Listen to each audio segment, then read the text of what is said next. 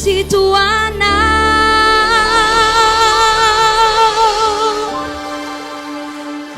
Rambula fitie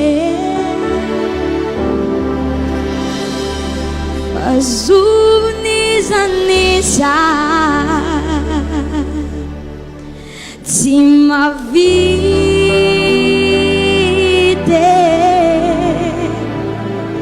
Tsy mavita tunya taonao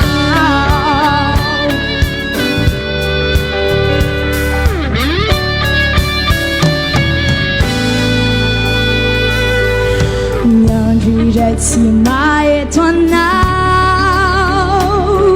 mahatonga ihira fizamono toanao raha mbola olotiana ny tantaram-piainako samby irery sy ny famambavaka tsy miery fa de indrianao ritina tena tsapako ny fonao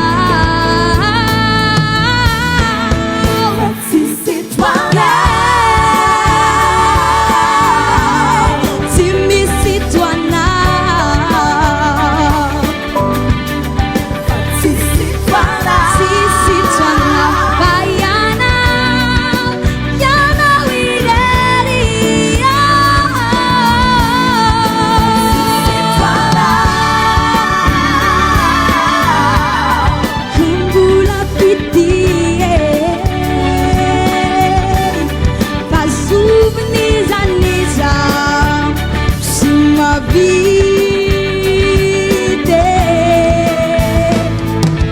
ma vita tu